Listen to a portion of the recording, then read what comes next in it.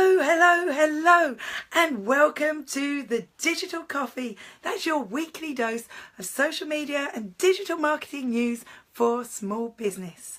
Thank you for joining me. My name's Amanda Webb, and it's usually around a 30-minute show. But today, because as you may have noticed, I can hardly speak. It may be a little bit shorter. Thanks for joining me. If you know somebody that would be interested in the digital marketing and social media news this week, do click the share button below. You could share it to your personal profile. You could share it to a group. You could share it in Messenger. You could share it on your Facebook page, but do let other people know. I can see some of you have joined me. If it's your first time, it is traditional for you to tell me what you're drinking. This is your coffee break after all, and I have a lovely big cup of coffee. And hopefully it's going to help me and my voice get through this entire show. So hello, tell me what it is that you've got.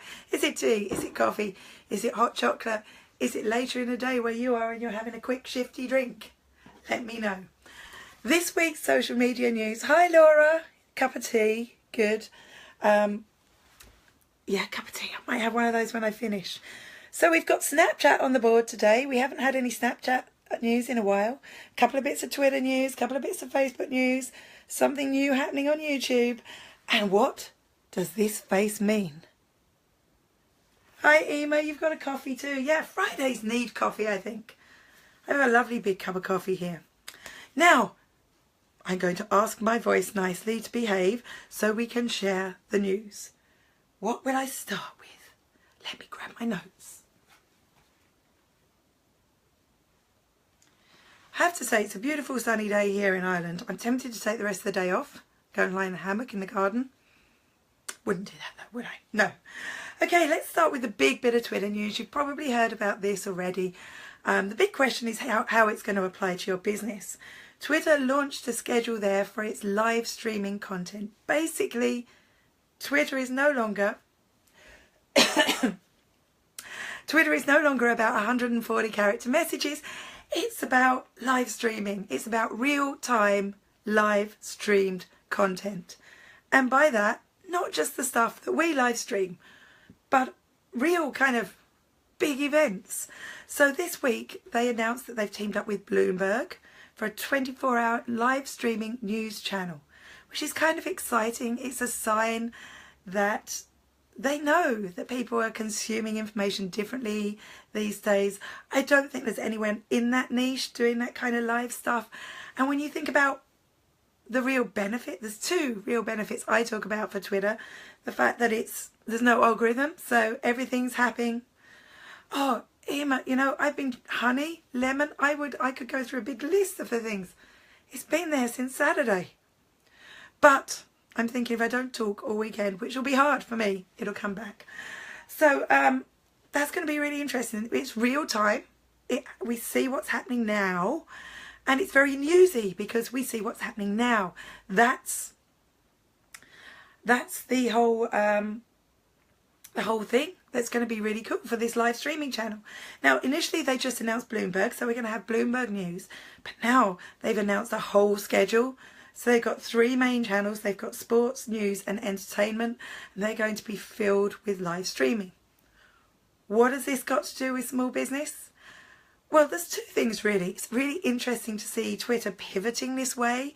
It's kind of a good sign to anyone that's running a business and maybe, you know, it's not doing as well as you thought it was going to look for other opportunities. How can you take the key things that you're good at and turn them around into something else? It's something I did all those years back during the recession when nobody wanted corporate gifts. I pivoted, took the skills I knew as a digital marketer and started this business. It's nice to see Twitter being progressive. Slightly scares me because I don't want Twitter to go away. I don't want it to not be what it's always been for me. And if saving Twitter means losing the social network aspect, I wouldn't be too happy with that. On the other hand, there could be scope for a PBS, public broadcasting station, on Twitter. knowing now that we don't have to go to Periscope to stream to Twitter, we can live stream, and I've been doing that loads since I've had the ability to. Hey Beatrice, thanks for joining. I've had the ability to do that since I've been able to stream directly from Twitter. I've been doing it more frequently, and it has been more, rather than a scheduled show like this, it's been more, this is what's going on now. So will Twitter open up this live streaming schedule to include content from us as the users? And if they do, that's going to be a huge opportunity for us as businesses to market our businesses on a wider scale. I don't know, I'm just guessing here, but it's kind of interesting. On to that Snapchat story then. Seeing as they rarely appear, we'll give them a top slot this week. I can't believe I've got through one story without losing my voice or having a coughing fit. I think I'm doing really well. Yeah, almost didn't come live. Really happy I did now. Okay, Snapchat. About a year ago, I think it was around about the time that I stopped using Snapchat frequently. They just launched this thing where you could, instead of like, kind of the opposite to Twitter, instead of shooting then and there, you could actually upload memories, so old snaps to your stories. But the thing is, when you did this, they wanted to notify new users that this was a memory, this wasn't something happening right now, so they put a big border around it. This week, they've got rid of that border, which can only be a good thing, right? Because it was kind of ugly. It's also interesting because thinking about what I was saying about Twitter being the real-time network was the thing I always liked about Instagram, was it was a real-time network, but now it isn't a real-time network. It's doing exceptionally well. So by not notifying people that you've got this big ugly photo in the middle of your Snapchat, it's kind of, it's not exactly an algorithm, but it's letting it not be in the moment anymore. And I think because they're so on the edge and so in danger now of just being shoved into oblivion, they need to do something to make it a little bit more interesting. Hi Nomi, how is my voice? It's actually worse than yesterday. Can you believe that? If any of you actually made it through my podcast this week, thank you so much, because I wouldn't have normally put anything out with such a weird voice on it. So now they've made it less obvious. It's still notified there, but it's less obvious. It won't jar when you're putting your story together. So I kind of like that. I'm just going to show you what it looks like.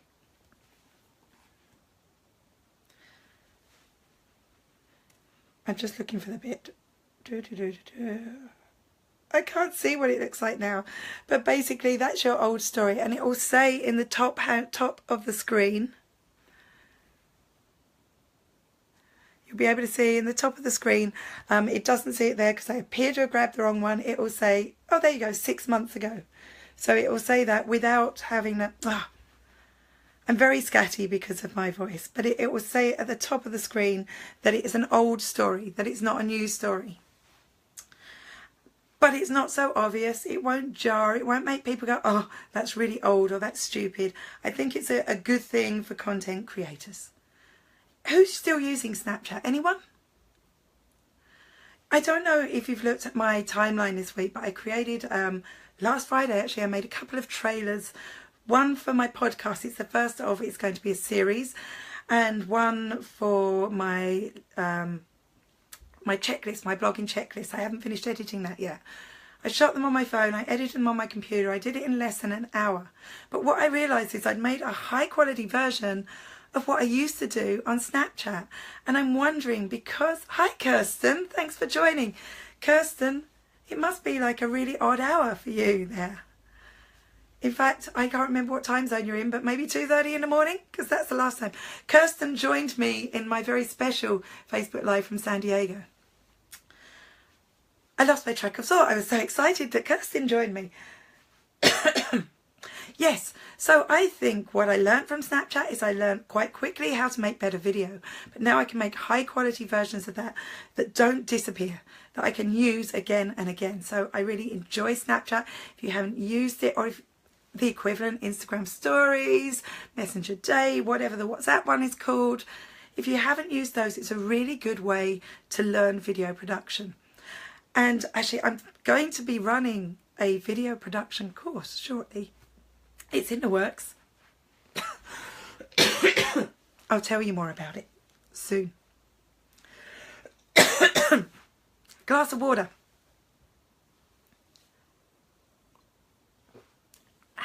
That's better. Okay, on to the next bit of news then. Will we go Facebook or Twitter? I tell you what, while we give my voice a little break and I'll do a little dance, you can put me an F for Facebook or a T for Twitter. I'll just dance, leave my voice alone for a little while. F for Facebook, T for Twitter, and I'll remind myself what the news is. We've got one F, one T. Oh, what will it be? Another F. Okay, we've got two Fs, so it's probably going to be Facebook. I'll give you another second, another sip of water. I've got a pack of Strepsils here in case I start coughing. Facebook it is, so Facebook. Okay, reminds myself. Oh, this is going to be really great for business. This is a new feature called Facebook Rewards. Now, it's not officially launched by Facebook. They haven't announced it. It was spotted by TechCrunch. And what this is, it's a tab. So when you go into your normal Facebook, just you, on a phone, you know, you have kind of the sidebar menu. You can look now and see if you've got it actually, unless you're watching on the phone. Don't leave me. Don't leave me. And you'll see on the left-hand side there's a tab that says Rewards. When you click on that, there's a QR code. Yeah, QR code. You know, like in the old days. Now, we don't really know what this is going to do yet, but we're guessing. And I think it could be really cool because that QR code could, like your QR code for Messenger, represent you on Facebook. So, you know, like the reward schemes that you would have, like loyalty club cards when you go in and get your coffee. Instead of doing that, you could relate that to your Facebook account. So you don't get your card stamped, you scan your QR code and that goes towards your free coffee that you get. Why this is great for businesses is you'll be able to drag people in. It's a great way to get people from Facebook into your bricks and mortar premises. I really think this could be huge. I'm thinking of coffee because I think that's where I'd have a lot of loyalty cards. I've actually got a wallet stuffed full of them, and whenever I go into a coffee shop I have to go through them all looking for the one to stamp. This would be so much better. I'm dreaming of how good this could be, because as a user that would be great. Instead of me fumbling through my wallet, I can go in and I can go, oh look, there's a reward for this coffee shop.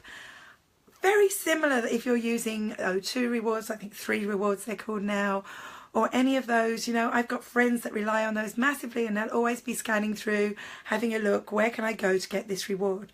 But the difference is it'll be tied to Facebook, which from a business point of view is fantastic.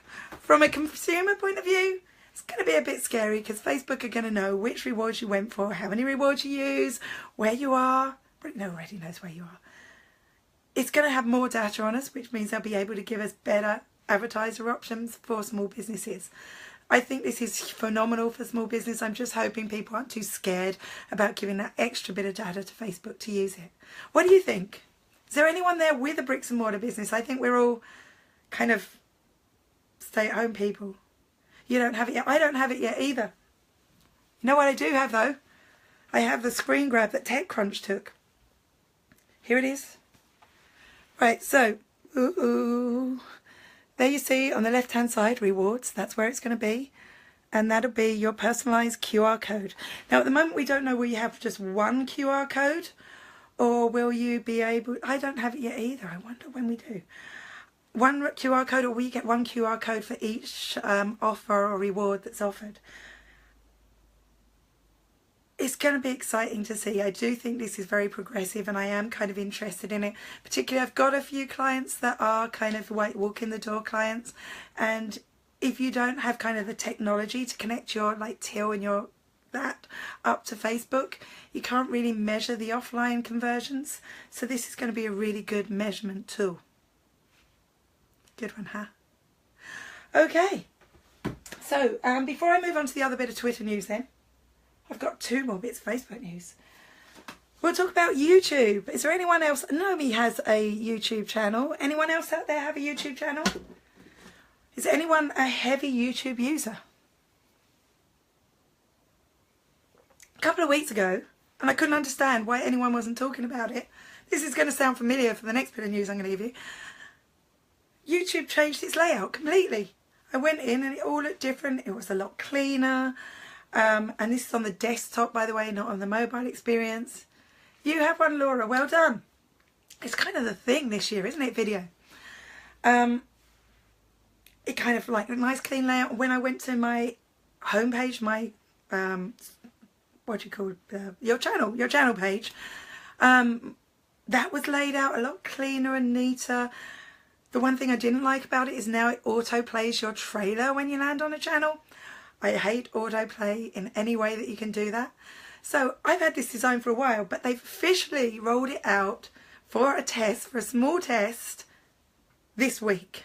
So when I thought I was going, oh, they're changing it again, but actually when I went to go and participate in the test, it's the one I've already got. And it's kind of nice. It's a clean interface. I did take a screen grab. So you have to tell me if you have this yet. Did us in Ireland get a special treat for this too? Here we go. This is what the YouTube homepage looks like now when you go in. It's a lot easier to discover content. It's a lot cleaner. That's what it looks like on the desktop. Now, there's two things that are important about this. Firstly, they've gelled with all their online tools, so it should look similar. Desktop, mobile, iPad, should all look similar now. They've got a night mode, so you can actually go in and you can make the screen black. So when you're viewing YouTube, you can actually, the video will pop out a little bit more. It'll be a lot better. But they've also built it on a, I don't really understand the techie bit, but on a fast code or a fast machine or something like that, which means you have it too for a while, Naomi. Yeah, I'm wondering why they're making a big thing about it now. Maybe we were privileged in Ireland. So that means any changes they make in future will happen very fast. I'm wondering if the speed of YouTube is going to go up. That's an answer to the fact that there's so much like online video. Like, I'm not just talking about social media video. The likes of Netflix and Amazon is becoming really, really big. I just think it's a nice design. I'm not sure it's going to have any impact on you and your YouTube channel. When I looked, it hasn't changed any of the image sizes. There's nothing you need to worry about there. I would take a second look at your YouTube trailer if you have one, or if you don't have one, have a look at it, because it auto plays. That's the one thing I take out of it. Okay, I am going to last the end of the show. Like I said, it will be probably a little bit shorter. Will we go with this guy? This is something else. We are very privileged in Ireland to have had for ages. So much so I've forgotten to do all these today. I tell you what, not having a voice really freaks me out. I'm just giving that for Twitter in general. And Facebook rewards. Yeah, I don't know when we got them, but we've had the option to reply to a comment. Instead of liking a comment, we could use all those reactions instead. So we could love a comment or laugh at a comment, or that's my emoji of the week, or angry face, or I can't remember what the other one is, laugh, I think. Yeah, so we've had the option to do that to comments, not just the main post, for like ages. Yes, I can't remember when I didn't have it. Actually, it must have been a couple of months at least.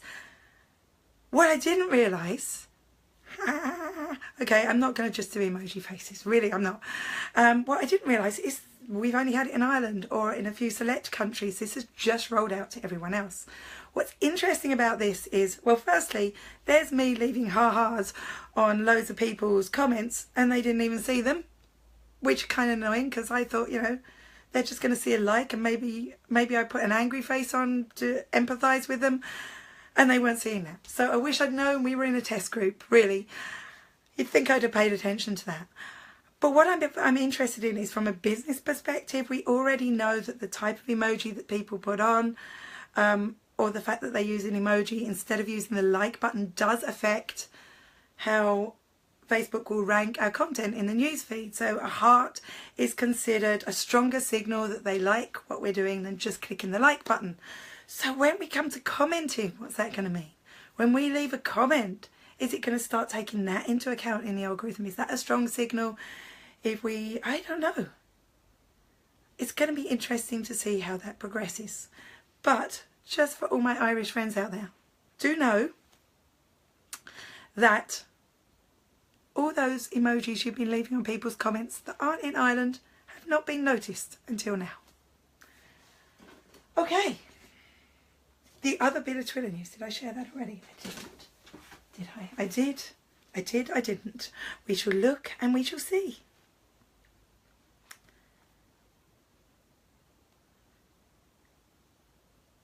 Oh no, this is interesting. This is good from Twitter. I've got one more Facebook bit of news that's definitely worth hanging on for. You knew they were in a test, but you thought it ended months ago. You see, there's me being an Egypt now all over Facebook. I wish they told us. Right, this is interesting. Every month, you may not be aware, but Twitter launches a... I was just checking here. Me too, Naomi. I'm trying to see what you're replying to. You really need to make a YouTube trailer. Well, you tell you what. Very soon, I'm planning a workshop. If you're interested, do let me know. Twitter May Calendar. So Twitter every month launches a calendar of events, including the things that they think are going to be top topics that are tweeted about in the last month. Key dates for your marketing calendar, which is so useful because I know I spend a lot of time planning my months ahead and looking at what's going on and trying to find things that might tune into those. This is really cool. So obviously, I did not know, but Eurovision. Next week, I think it is, Eurovision. It's reminding me of that. What's really cool is it not just shows you what the topic is, it also gives you a volume of tweets. So who's got a bit of Eurovision content? Have you got a business that could tap into the Eurovision Song Contest? Because of the Twitter calendar, it's going to give you time to think about that. I'm going to leave a link to where you can download that in the comments underneath when I finish. And basically it is, you can download it, you can print it out, you can put it on your wall, or you can just look at it. Definitely interested in that workshop. Cool, I will. I'm just in the planning stages at the moment. I'll let you know. The biggest and most exciting, I'm going to give a thumbs up to Twitter for that. Do go download that calendar and keep an eye on it every month. There's things in there that aren't relevant, so I was going, is this all American? Because there's things like, you know, Mother's Day, which we have at a different time here in Ireland. But no, it has the Eurovisions in there. It has lots of different things. It has Ramadan in there. So it has stuff that's relatable for all places in the world, which is nice from Twitter. I'm excited about this last bit of news. I do not have the option yet. I do not know if it's because of the type of page I've got. I'm going to have to go mess with this. But if you have a Facebook group, like I do, go join it, Small Business Bloggers Spiderworking. You can or will soon, again, no official announcement on this. I couldn't even find a link about it, but there's people talking about it online. You can now link your Facebook business page to your group and post within your group, so it has to be a group that you manage as your business, which has been on my wish list for so long. So long. Really, really exciting. Why is this good? I looked everywhere last night where to link it, as I've seen it somewhere else. Well, I'm going to tell you, so you can go and have a look and see if it's there. I don't have it, but I'm wondering, is it because of the type of page I am? So I might experiment with that later, or I might experiment with one of my other pages and see if it comes up there. Where it is if you go into your settings menu, and then on, so I'm talking about the PC now, I'm imagining that's where we're working. So go into your settings menu, and then on the left hand side there's a thing that says edit page. Click on edit page, and then underneath that there's all your tabs, you know, the tabs that we've got now on our Facebook pages. So there'll be a big long list of them, and at the bottom of that it will say add tab. When you click on that, it will come up with the options of the tabs that you can add. If this has been rolled out to you, you'll have the option for groups there as a tab, and that's where you set it up. If anyone else has it, do let me know, because I think it's like the most exciting thing ever. And from our point of view, you know, more and more I am using my personal profile to talk to businesses, hopefully at not the detriment of my friends. But it is nice. Some businesses really need to sever the connection between their personal profile and their business. Although, obviously, having a group is a very advantageous thing to do for your business. So, for example, a few years ago, I was working with some volunteer groups, and you know, they were just worried about putting themselves too much out there. And the only solution they could find to run a group, like a group that was going to help people, was to set up a fake Facebook profile in the name of the business in order to admin the group, which obviously is against Facebook's terms, and they did find out about it quite quickly and they shut them down. Even back then, I was anticipating this happening. There was a little thing that made us think it was going to happen. I'm so delighted this is here now. I've actually managed to go like 25 minutes without losing my voice, and it's been so nice of you to join. It may have been a bit haphazard. However, if you know somebody who would like to listen to my croaky voice for 25 minutes and would like to know this social media news, please hit the share button underneath. Share it on your timeline, on your page, in your group. And don't forget, if you want a reminder about next week's show, and every Friday, an hour before the show, you'll just get a little email. spiderworking.com/Facebook Live. You'll get an email from me just reminding you to tune in. Until next week, bye-bye.